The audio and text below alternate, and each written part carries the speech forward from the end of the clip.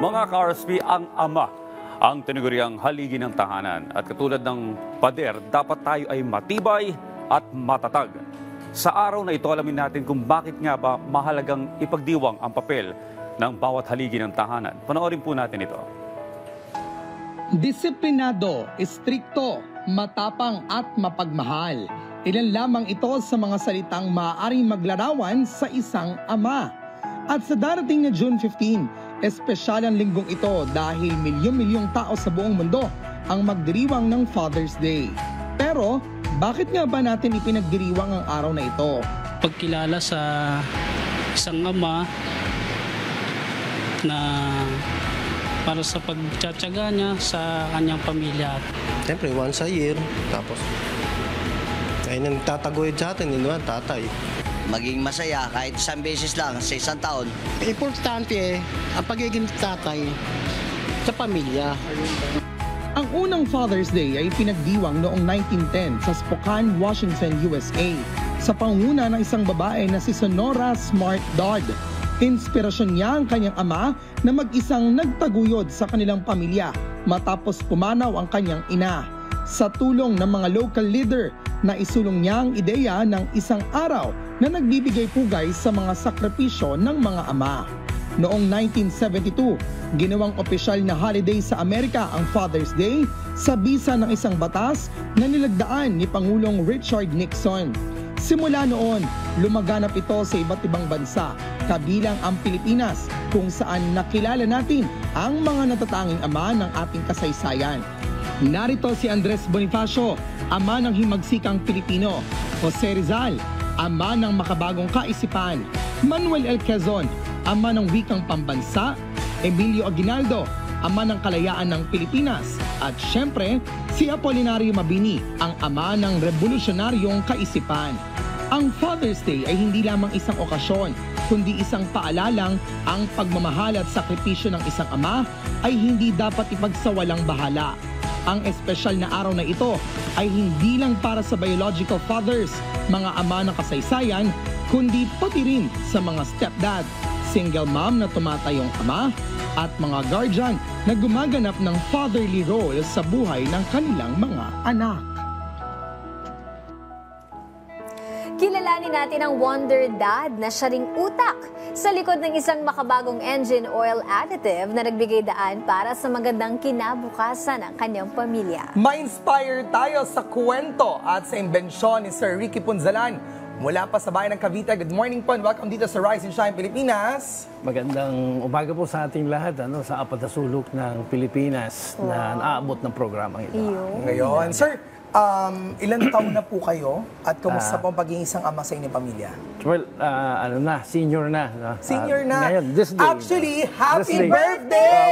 Birthday po ngayon. Salamat po. Salamat. Birthday niya ngayon. Yun, happy Sakto. Father's Day. And happy Father's Day na rin. Happy Father's Day po. Kamusta pagiging isang ama sa iyong pamilya? Sir? Correct. Napakasaya sapagkat pagka ikaw ama na talaga, nakikita mo yung mga anak mo na talagang inspirado din sa buhay.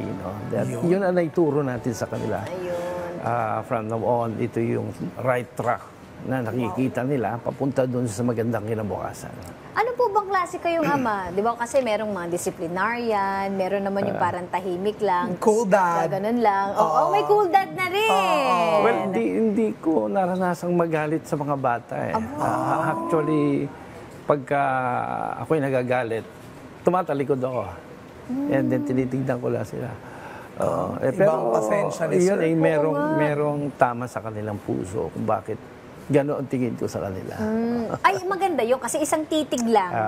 Alam na nila. Ayun. Nabanggit na natin, Leslie, kanina. Kaya siguro naging inspired ang mga anak na magpatuloy sa buhay at maging successful din dahil sa sipag din ng kanilang ama. So bukod syempre sa pagiging isang ama, isa ka ring inventor. Yes. So kwentuhan niyo po kami sa tungkol dito. I think you have that engine additive word. Apo, ang nilikap ko po since 1998, ito po yung starting na prototype ko. But napakahirap sapagkat pagkaproduktong Pilipino talaga ay talagang hirap na hirap ka para sa i-market yung teknolohiyang ito. But then, ini-emphasize po nito ay napakaganda sapagkat yung value ng teknolohiyang ito, hindi lang sa protection ng makina. Pag naririnig nyo siguro kung nung araw, during that early 2000s, no? Ako po yung nagpatakbo ng sasakyan na kahit maubusan ka ng langis sa tubig. No? And we presented that. Kaya dito, nung araw, nandito na ako eh. Oo, nakabalik lang ako. Wow. Welcome back pala. Opo. At ang teknolohiya, ang value nito talaga is yung yung pag-reduce ng toxic emissions, no? Yung pagtanggal ng mga usok ng mga sasakyan. Ito po yung naging value ng teknolohiya natin sapagkat pag na-reduce mo ito, ay ang laking tulong sa environment. Wala nang hassle sa mga kalsada, down dun sa mga like yung EDSA. Hindi ka na pwedeng tumabi doon dahil sobrang usok. No? But by using this technology, nagiging 99.9% yung reductions ng toxic emissions, ng carbon emissions.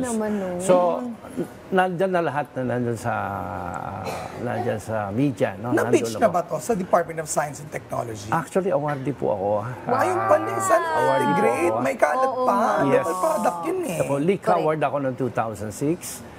May marami po akong awards international, yung the best oil additive in Asia in Thailand. At marami pa na parating, no?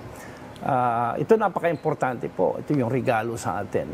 Sapagkat it's all about preservation of nature. No? Correct. Opo. Importante Pagmamahal yun, sa lalo na ating ngayon. inang kalikasan. Yes. At pagmamahal din sa iyong ina. Yes. At ang iyong asawa na isa ring ina. Yes. Ayun, Di ba ma-relate correct. natin yan? Precisely correct. Tama. Correct. Ano naman po yung pinakamaganda o pinakamahalagang aral po o bilin niyo po palagi sa inyong mga anak?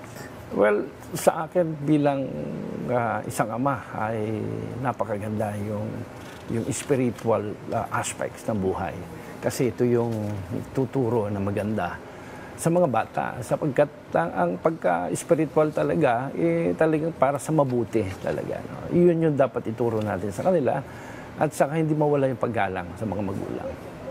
Alright, sir, ngayong Father's Day, paano niyo celebrate ang Father's Day and birthday ninyo? Oo, syempre, sakto dalawa. Oo, message na rin sa kapwa-tatay. Correct. Opo.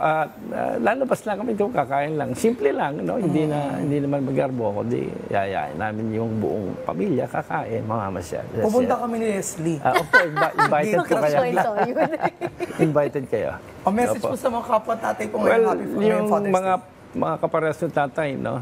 Sana maging matatag tayo sapagkat maraming pagsubok sa pamilya, like sa amin mga ama, tagapagtaguyod kami kung paano namin buhayin ang pamilya, ganun din sana ang gawin ninyo, magsumikap, mag-isip ng tamang pamamaraan para sa paghahanap buhay para sa ating mga anak. Yun. Again, happy birthday po. Salamat and happy Father's Day. And syempre maraming salamat po, Daddy Ricky Punzalan. Yes, thank you po. Kaya hindi biro ang magtaguyod ng isang pamilya, lalo para sa mga ama na siya ring tumayong ilaw ng tahanan. Ngayong araw, bibigyan pugay po natin ang isang ulirang ama awardee na hindi lang nagsikap para sa kanyang mga anak, kundi nagsilbing inspirasyon sa iba. Panoorin po natin ito.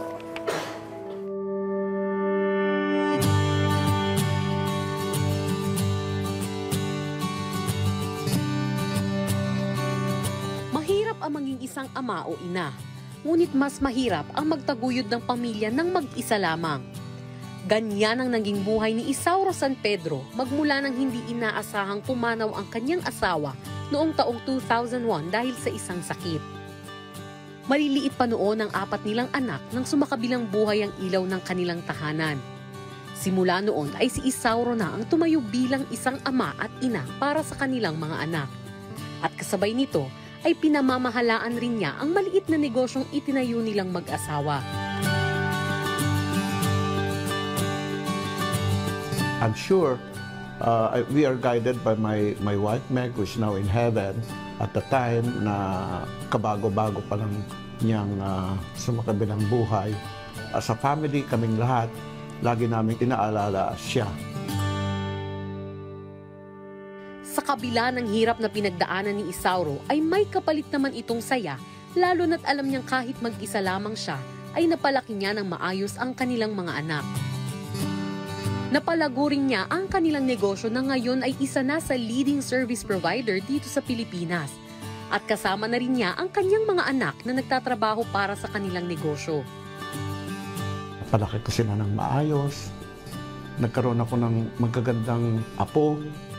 Alam mo, hindi ko ipagyayabang pero ang lahat sila, yung mga apo ko, they're very intelligent. Mga honor students na ngayon. Kahit gaano pa man sila kaabala sa kani-kanilang buhay, ay lagi pa rin nilang sinisigurado na naglalaan sila ng oras para makapag-bonding, lalong-lalo na sa mga espesyal na okasyon kabilang na ang Father's Day. 1 week before Father's Day, meron na kaming reservation to a restaurant. We always remember my wife. I'll always make sure to them na they should always remember the mother in their memory. Pagiging ama at ina, doble ang papel na ginagampanan ni Isauro para sa kanyang mga anak. Doble ang kayod, doble ang pagod, pero dahil dito ay doble rin ang saya at pagmamahal na natatanggap niya. Dahil dyan ay may mensahe siya para sa kanyang mga anak at sa namayapa niyang asawa. Alam nila na mahal ko sila. Alam nila na I took care of them all their life as a parent when my wife passed away. And nasuklian naman nila ng napakaganda lahat ng mga pagmamahal, pag-aaruga, guidance na ibinigay ko sa kanila, sa inyong mga anak ko. Mami Meg, I love you very much. You took care of me when we were together. I'm the weak one. You are the strong one. I know that. We know that together. We could have been much, much better if you are here, but I know you are now in heaven. I always pray. In fact, every day I pray, more importantly, you'll be happy in heaven. I love you very much, Mommy.